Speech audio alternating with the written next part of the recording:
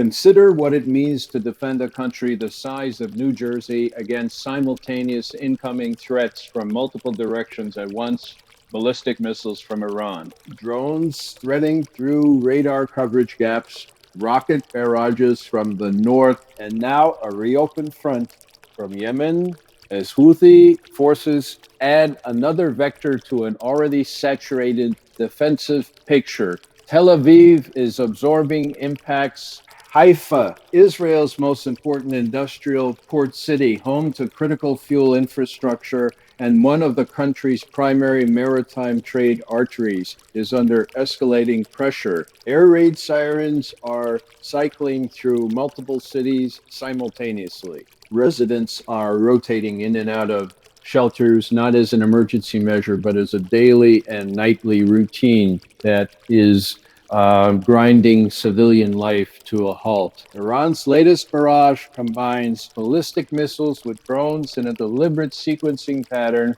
The missiles force the high-tier interceptor systems, Arrow and David, slain to engage. The drones that follow exploit the radar and crew attention consumed by the missile intercept cycle. It is not random. It is coordinated. Military analysts who study saturation tactics will recognize the architecture immediately. The question is not whether Israel's air defense systems are capable. They are. The question is whether any defense system, however capable, can simultaneously manage this many threats from this many directions indefinitely. That is the question this analysis is built to answer. Ray McGovern spent 27 years as a senior analyst at the Central Intelligence Agency. He prepared the president's daily brief. He chaired national intelligence estimates on some of the most consequential strategic questions of the Cold War and post-Cold War era. And he developed across that career a discipline for cutting through the noise of competing narratives to identify what the operational evidence actually shows. Since leaving government service, McGovern has applied that same discipline publicly in speeches, interviews, and written commentary to conflicts where the gap between official narrative and operational reality has been widest. His consistent and analytical position has been straightforward. Honest strategic assessment requires following the evidence, not the preferred conclusion, and the evidence, in his view, almost always tells a more complex and more sobering story than the one being told in press conferences.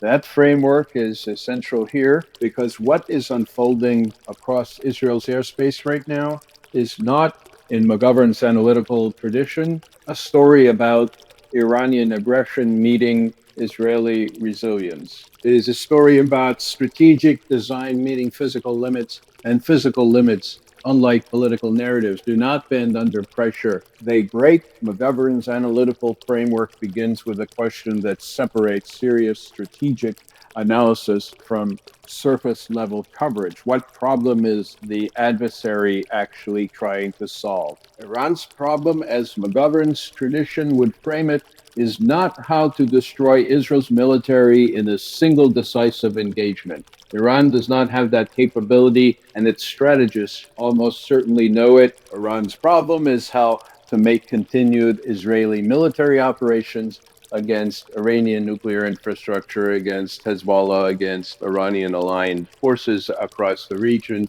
too costly to sustain politically, economically, and logistically.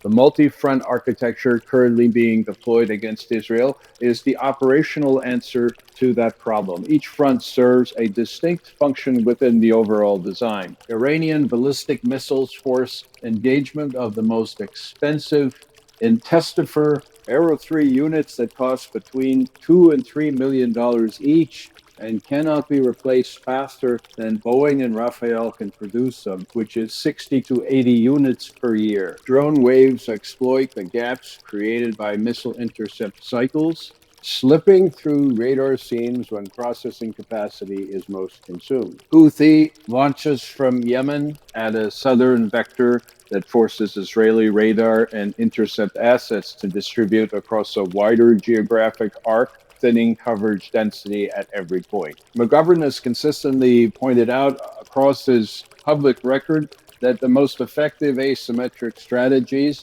are not those that achieve a single dramatic victory, but those that force a technologically superior adversary to make impossible choices about resource allocation in real time. Israel is currently being forced to make exactly those choices. Every arrow interceptor fired at a ballistic missile from Iran is an arrow interceptor that is not available for the next wave. Every radar system tracking Houthi launches from the south is a radar system with reduced bandwidth available for the northern and eastern threat corridors simultaneously. The architecture is designed to make every choice a bad one. The sustained targeting of Haifa requires specific analytical attention because it is not, in McGovern's framework, simply the targeting of a large population center for it. Psychological effect: Haifa is Israel's primary deep water port. It is the entry point for the majority of Israel's imported military equipment, fuel, and strategic goods. It houses the Bassan refinery complex, which processes the bulk of Israel's domestic fuel supply, including aviation fuel critical to Israeli Air Force operational tempo. And it sits at the northern end of Israel's coastal industrial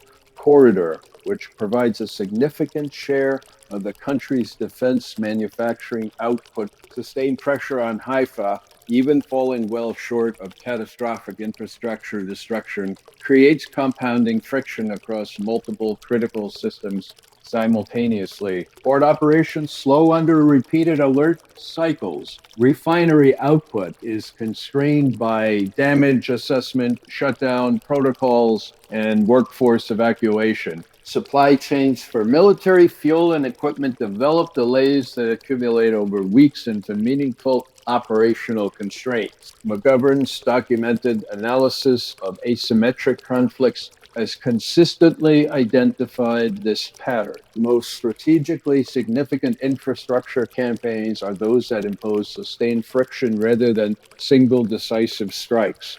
Friction is harder to repair than destruction because it does not produce a single visible damage point that then engineers can rebuild. It produces a distributed degradation across interconnected systems that compounds quietly until it becomes impossible to ignore. Iran appears to understand this. The Haifa targeting pattern suggests a campaign designed for compounding effect, not spectacle. The reopening of the Houthi front from Yemen adds a dimension to this conflict that McGovern's framework would identify as strategically significant beyond its immediate military impact. Israel does not share a border with Yemen. The distance involved means that Houthi ballistic missiles and long-range drones require extended flight times that Israeli radar systems have, in most cases, been able to use to generate intercept solutions. But extended flight times also mean that each Houthi launch consumes Israeli defensive attention and interceptor allocation for a threat corridor that originates entirely outside Israel's ability to suppress through. Ground operations, Israel can strike Iranian missile production sites. It has done so.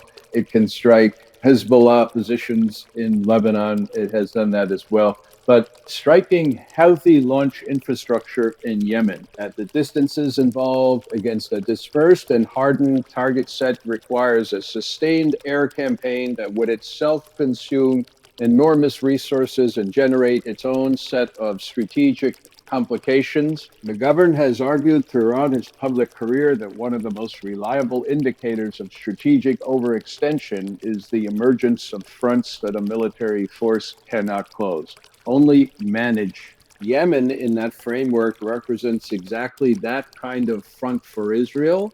It cannot be shut down quickly. It can only be endured at cost, while every other front remains active simultaneously.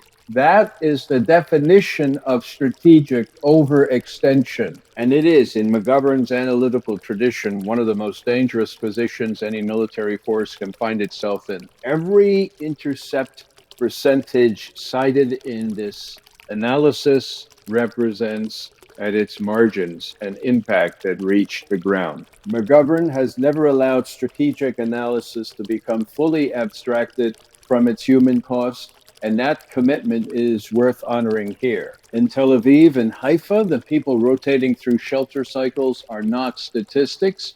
They are families managing children's fear alongside their own. They are elderly residents for whom repeated shelter descents carry genuine physical risk. They are workers in critical facilities making real-time decisions about whether to maintain operations or evacuate, decisions that have no clean answer when sirens sound multiple times per shift.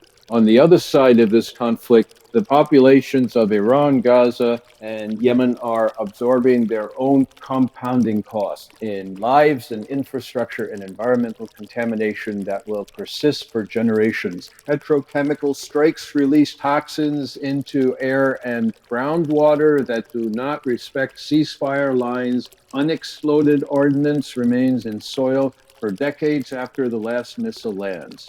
McGovern's broader argument, sustained across his entire public career, is that the true accounting of any conflict must include these costs, not as a footnote to strategic analysis, but as a central measure of whether the strategy being pursued can be justified by any honest calculus. In this conflict, that accounting is growing heavier by the day. Multiple fronts, simultaneous vectors, compounding infrastructure pressure, interceptor depletion that no production surge can quickly reverse, and a civilian population absorbing the psychological weight of a conflict that is not resolving, it is escalating. The operational picture that McGovern's analytical framework reveals is not one of a conflict trending toward a decisive conclusion. It is one of a conflict trending toward a threshold, a point at which the accumulated costs on one more side's force a decision that battlefield dynamics alone cannot produce. Where that threshold is and how close any party is to reaching it cannot be determined